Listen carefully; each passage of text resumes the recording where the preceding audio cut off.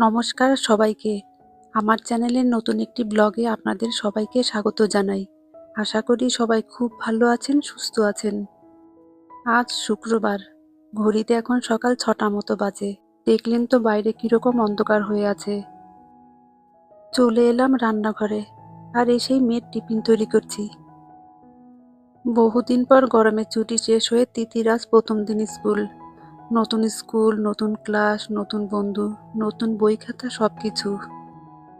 আজকের দিনটা আরও বেশি স্পেশাল তিথির কাছে, কারণ তিথির আজ চার্টার মিডল স্কুলে প্রথম দিন। এ দেশের ছাত্রছাত্রীদের কাছে এটা একটা জীবনের বড় মাইলস্টোন বলতে পারেন।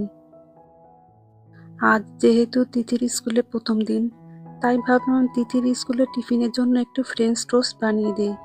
কেননা স্কুলের আজ প্রথম দিন বলে ওর পছন্দের খাবারটাই বানিয়ে দিচ্ছি। আর বুড়িকে দিচ্ছি ওর প্রিয় চকলেট ব্রেড।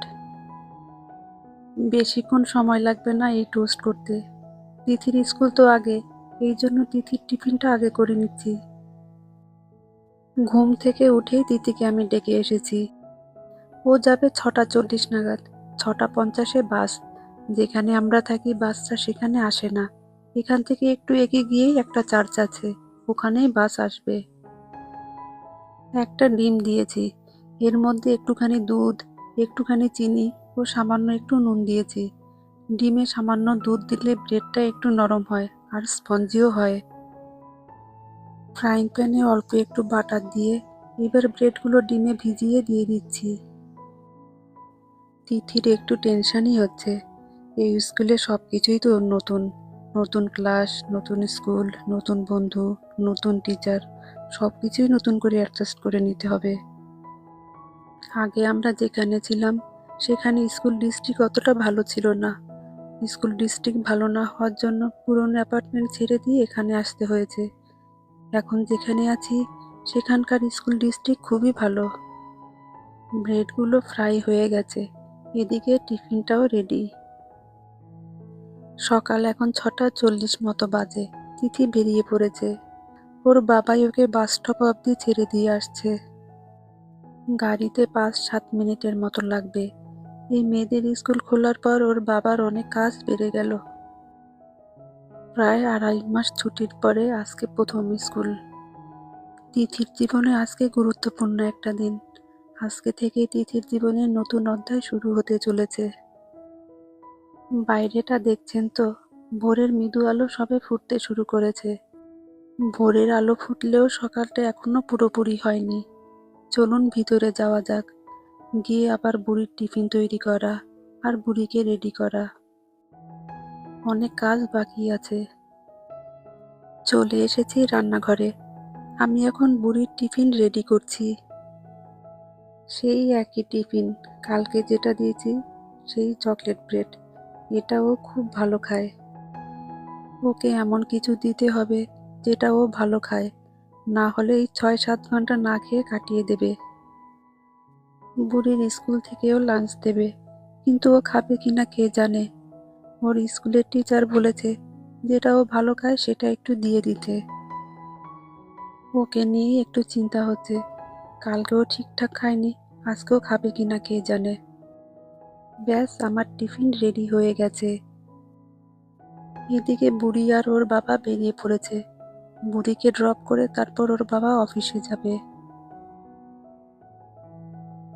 এবার একটু চা খাই। সকাল থেকে যা ছুটোছুটি গেল দুটো বাচ্চাকে রেডি করার জন্য, মনে হচ্ছিল রাজধানী এক্সপ্রেস।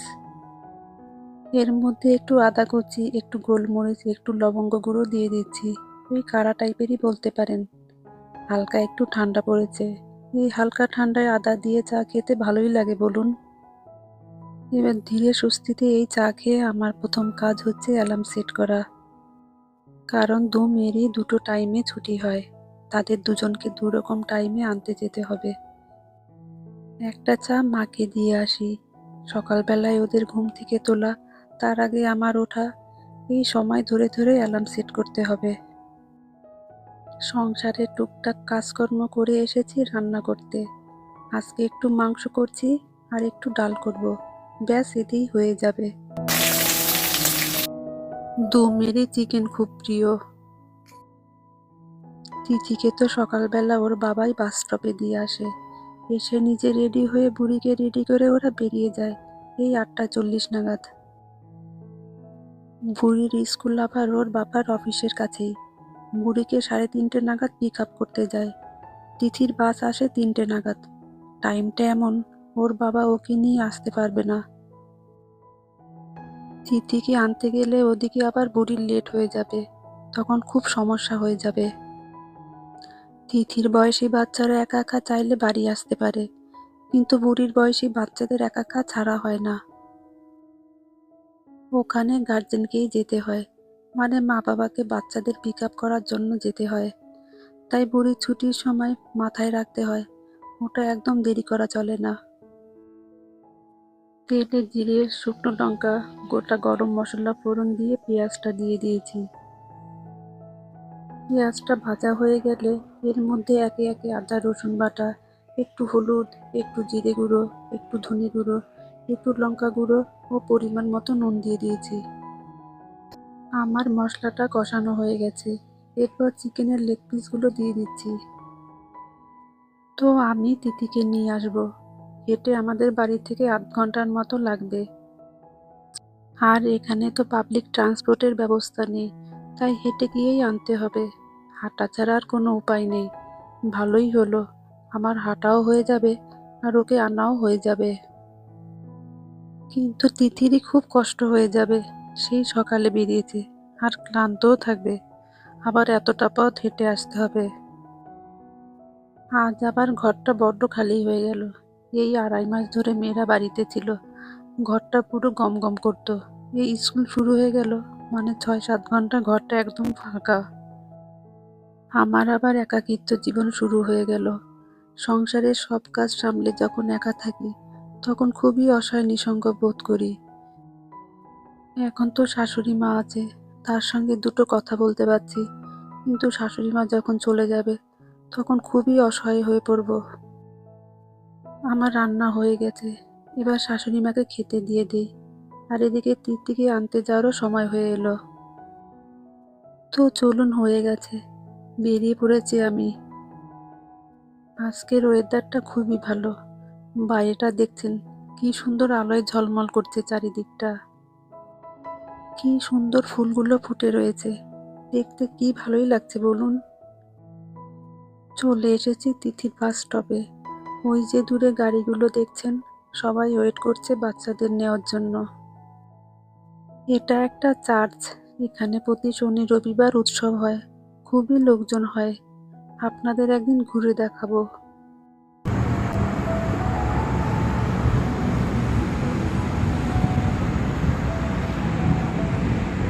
আজকে এত সুন্দর হাওয়া দিচ্ছে, এতটা হেঁটে এসে ভীষণ গরম লাগছিল।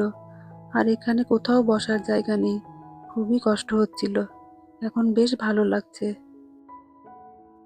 ওই যে ওদের স্কুল বাস এসে গেছে, এখন 3:15 মতো বাজে। প্রথম দিনেই আজকে বাসটা লেট করেছে খুব। সবাই ছুটছে যে যার বাড়িতে যাওয়ার জন্য, আজকে সবাই খুব ক্লান্ত। ওই যে তিথিকে দেখা যাচ্ছে। সারাদিন স্কুল করে এসে তিথি খুবই ক্লান্ত। অনেকদিন পর তো স্কুল খুললো, আর 6-7 ঘন্টা স্কুল, আবার এই এতটা পথ হেঁটে যেতে হবে। আমাদের তো আর কোনো উপায় নেই। চলুন এবার দুজনে গল্প করতে করতে বাড়ির দিকে যাই। অনেকটা পথ হেঁটে এসেছি, তিথি আর পারছে না হাঁটতে, খুবই কষ্ট হচ্ছে ওর। আমার খুবই খারাপ লাগছে। এই তো চলে এসেছি বাড়ির সামনে। চলুন তাহলে আজকের এই ভিডিওটা এখানেই শেষ করছি। আমার এই ভিডিওটা ভালো লেগে থাকে তাহলে লাইক, শেয়ার, কমেন্ট করার জন্য অনুরোধ করে রাখলাম। সবাই ভালো থাকবেন, সুস্থ থাকবেন। আবার দেখা হবে অন্য একটি ভিডিওতে। আর আমার চ্যানেলটা যদি ভালো লেগে থাকে তাহলে প্লিজ একটা সাবস্ক্রাইব করে নেবেন। সবাই ভালো থাকবেন, সুস্থ থাকবেন, সাবধানে থাকবেন।